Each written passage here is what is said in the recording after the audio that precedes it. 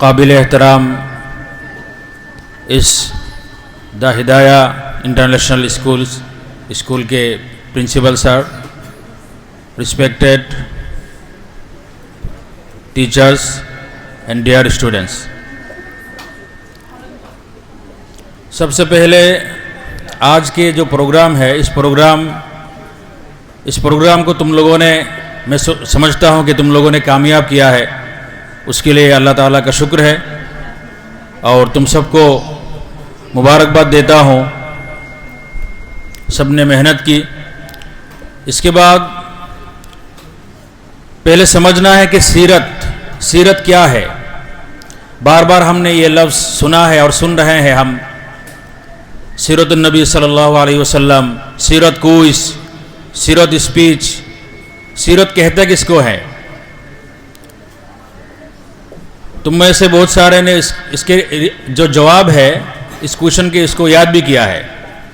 سیرت کہتے ہیں دا لائف آف پروفیٹ محمد صلی اللہ علیہ وسلم۔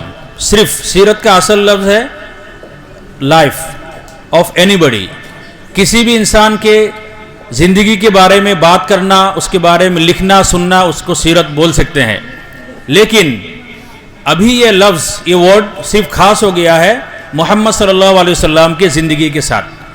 اب یہ سیرت لفظ سنتے ہی سمجھ میں آتا ہے کہ کس کی بات ہوگی؟ محمد صلی اللہ علیہ وسلم کے بارے میں بات ہوگی۔ سیرت ایک ایسا ٹاپک ہے، ایک ایسا موضوع ہے جس کو آج کے نوجوان نے بہت اگنور کیا ہے اور کر رہے ہیں، آج کے جو نسل ہے۔ کچھ دن پہلے ایک ہمارے جو کورس ہے دینیات فاؤنڈیشن کورس، اس کلاس میں ایک بچے کو پوچھا کہ بتاؤ ذرا کہ ہمارے نبی کا نام کیا ہے؟ وہ کہہ رہا ہے کہ پتہ نہیں، نبی کا نام بچے کو پتہ نہیں ہے۔ اللہ کا شکر ہے تم یہاں پہ پڑھ رہے ہو، یہاں پہ کورس میں سلیبس میں ہے، تم کو پتہ ہے اور پتہ ہو رہا اور زیادہ دھیرے دھیرے معلوم ہو رہا ہے۔ لیکن اس کے باہر، اس ماحول کے باہر، اس سلیبس کے باہر بہت سارے ایسے بچے ہیں، ایسے گارجین بھی ہے، ایسے لوگ بھی ہیں جس کو سیرت کا بیسک بھی پتہ نہیں ہے۔ مطلب جس انسان کو دا 100 مائیکل نام کے ایک انگلش رائٹر نے ایک کتاب لکھا تھا دا 100 بک، اس بک میں 100 لوگوں کو جمع کیا ہے، دنیا میں گنے چنے لوگوں کو، سلیکٹڈ لوگوں کو، جو دنیا کے عظیم ترین اور آئیڈیل لوگ ہیں، اور ان میں سب سے پہلے جو لیسٹ میں سب سے پہلے جگہ دیا ہے، وہ جگہ دیا ہے ہمارے آقا محمد صلی اللہ علیہ وسلم کا، ان کا نام سب سے پہلے ہے۔ اور وہ رائٹر کوئی مسلم رائٹر نہیں ہے، کرسچن رائٹر ہے۔ تو یوں ہی کوئی کسی نے نام نہیں دے دیا ہے، کیونکہ آپ صلی اللہ علیہ وسلم کی جو زندگی ہے وہ ہر طرف آپ نے روشنی دکھایا ہے اس ہیومن کائنڈ کو۔ آپ صلی اللہ علیہ وسلم ایک اچھے ٹیچر بھی تھے، ایک اچھے اسٹوڈنٹ بھی تھے، اور ایک اچھے بہترین گائیڈ بھی تھے، اور ایک بہترین پولیٹیکل لیڈر بھی تھے، اور ایک بہترین سپہ سالار اور لڑاکو بھی تھے۔ ہر کام میں آپ صلی اللہ علیہ وسلم بہت زیادہ ماہر تھے، بہت زیادہ اپنے صحابہ کو، اپنے ساتھیوں کو موٹیویٹ کرتے تھے۔ تم کو وہ واقعہ یاد ہے کہ آپ صلی اللہ علیہ وسلم اپنے گول کے لیے کتنا زیادہ طاقتور، کتنا زیادہ زور لگا دیا تھا، کتنا دیوانے تھے، کتنے پاگل پن تھی ان میں اپنے گول کو اچیو کرنے کے لیے۔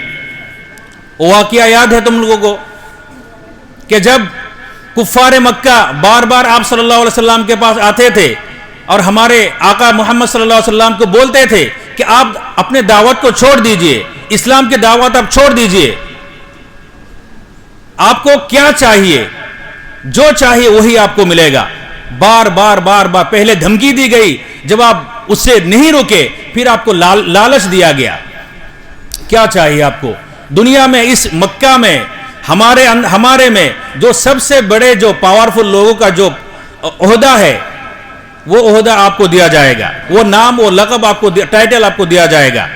اگر آپ کو سب سے مکہ میں سب سے بہترین خاتون کے ساتھ آپ کی شادی کرنی ہے تو وہ بھی ہو جائے گا. کیا چاہیے بتائیے؟ آپ کو جو چاہیے وہی ملے گا, لیکن ایک ہی شرط ہے کہ آپ اپنا جو مقصد ہے, آپ کا جو گول ہے دعوت کا کام, اسلام کی دعوت, اس کو آپ روک دے, اس سے آپ باز آ جائے.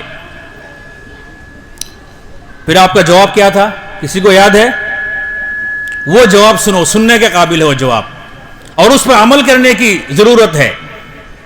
آپ نے فرمایا تھا یہ سارے چیز کیا ہے, اس کے بدلے میں مجھے اگر تم لوگ ایک ہاتھ میں سورج اور دوسرے ہاتھ میں اگر چاند بھی مجھے دے دو, پھر بھی میں اپنے گول سے پیچھے نہیں ہٹوں گا. اب یہ سبق ہمارے لیے ہے. ہمارے سامنے اگر کوئی مقصد ہے, کوئی ایم ہے, کوئی گول ہے, تو اسی طرح سے ہمارے اندر ول پاور ہونا چاہیے, عزم مصمم, پختہ ارادہ ہونا چاہیے کہ جیسے بھی ہو وہ گول مجھے اچیو کرنا ہی, حاصل کرنا ہی ہے. چاہے ابھی کے لیے تمہارا اچھے مارکس ایگزام کا گول ہو, اور اس کے بعد اچھے انسان بننے کا جو گول ہے, مقصد ہے, اس کو کوئی بھی زندگی میں مقصد, چھوٹا چھوٹا مقصد بار بار آتا ہے, اور اس کو حاصل کرنے کے لیے پہلے انسان مطلب ذہنی طور پر مینٹلٹی اس کو تیار ہونا پڑتا ہے. اس کے بعد تم کچھ کر سکتے ہو, ورنہ بار بار دل میں یہ سب آتا رہے گا, مجھے نہیں آتا ہے, میں کر نہیں پاؤں گا, مجھے نہیں آتا ہے, میں کر نہیں پاؤں گا, بہت کمزور ہوں میں, یہ سب دل میں یہ خیال آتا رہتا ہے. تو یہ ہے سیرت سے سیکھنے کے لیے بہت بڑا سبق ہے. ایک آپ صلی اللہ علیہ وسلم, تم نے ابھی سنا ہے, آپ کو نبی ہونے سے پہلے 40 سال سے پہلے ہی آپ کو لوگ کیا کہتے تھے؟ صادق کہتے تھے. یہی ٹاپک کہہ کے میں اپنی بات ختم کر رہا ہوں. دوسرا سبق سیکھنے کے لیے یہ پوائنٹ ہے, جو سب سے زیادہ آج کے دن میں اس انسان کو, حضرت انسان اور ہیومن کو سیکھنے کی اور یاد رکھنے کی ضرورت ہے. اگر یہ اچھے عادت ہمارے اندر آ جائے, تمہارے اندر آ جائے, انسان عام لوگوں میں آ جائے, تو انسان کبھی بے چین نہیں ہو سکتا. ہر انسان آج, ہر لڑکا, ہر انسان آج پریشان ہے. ان کا لقب, آپ صلی اللہ علیہ وسلم کا لقب کیا تھا؟ وہ صفت کیا تھا؟ وہ کوالٹی کیا تھا؟ وہ کوالٹی تھا, آپ صلی اللہ علیہ وسلم نبی ہونے سے پہلے ہی مکہ میں مشہور, فیمس ہو گئے تھے کہ آپ جو اس ٹائم میں جتنے سارے بڑے بڑے لیڈر تھے, بڑے بڑے لوگ تھے, بڑے بڑے ایجوکیٹڈ لوگ تھے, وہاں پہ عربک لینگویج, عربک لٹریچر کا بہت بڑے بڑے ادیب تھے. ان سارے لوگوں میں آپ صلی اللہ علیہ وسلم سب سے زیادہ سچے تھے, اور اس کوالٹی میں آپ سب سے زیادہ مشہور ہوئے تھے. سچائی, جھوٹ کبھی نہ بولنا. ایک ایسا انسان جس کو 63 ایج کا عمر ان کو ملا ہے, زندگی ان کو ملی ہے, 63 سال دنیا میں رہ کے گئے ہیں, اور 63 سال میں ایک بھی جھوٹ انہوں نے نہیں بولا, ایک بھی جھوٹ نہیں بولا. کتنی بڑی بات ہے یہ. دنیا میں کوئی ایسا انسان ہے؟ کہیں نہیں ملے گا, کہیں نہیں ملے گا. تو آج کے دن میں بھی آپ صلی اللہ علیہ وسلم نے, اس کے بعد بہت سارے حدیثیں بھی ہے کہ جھوٹ جو ہے, جھوٹ بولنا انسان کو برباد کر دیتا ہے. جھوٹ جو ہے گناہوں کی ماں ہے. جیسے کہ ایک فیملی میں ماں کو سب سے اوپر کا درجہ دیا جاتا ہے, مربی مانا جاتا ہے, مین مانا جاتا ہے, اسی طرح سے جھوٹ تمام گناہوں کا کیا ہے؟ ماں ہے, یعنی میں اصل ہے. اگر کوئی انسان جھوٹ بول سکتا ہے تو دوسروں کو کیا کر سکتا ہے؟ ٹھگ بھی سکتا ہے, غیبت بھی کر سکتا ہے, چگلی بھی کر سکتا ہے, دو آدمی میں جھگڑا بھی پیدا کر سکتا ہے. یہاں تک کہ یہ جھوٹا انسان جب جا کے کسی طاقتور بنتا ہے, کسی پاور میں آتا ہے, پورے کے پورے سوسائٹی کو برباد کر دیتا ہے. جیسا کہ تمہارے سامنے آج پولیٹیکل لیڈرز ہے, 99% پولیٹیکل لیڈرز ہے, کیونکہ ان کو شاید کسی نے سکھایا نہیں کہ ہمیشہ سچ بولنا ہوتا ہے.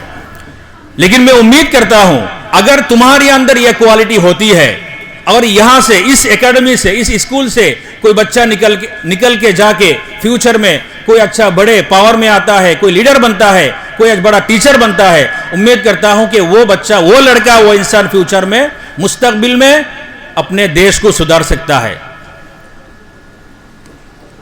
تو ہم سب کو جیسے بھی ہو, کلاس میں بہت سارے ایسی جگہ موقع آتا ہے کہ جھوٹ بولنے کی ضرورت ہو جاتی ہے.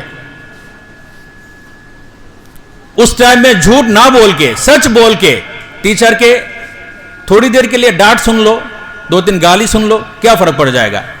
لیکن جھوٹ کبھی نہیں بولنا ہے, گھر میں ہو یا اسکول میں ہو, کلاس میں ہو یا باہر ہو, کبھی بھی ہو. زیادہ تر تو ایسے ٹائم میں بولنا پڑتا ہے نا, ہوم ورک کیوں نہیں کیا, کچھ بھی بول دیا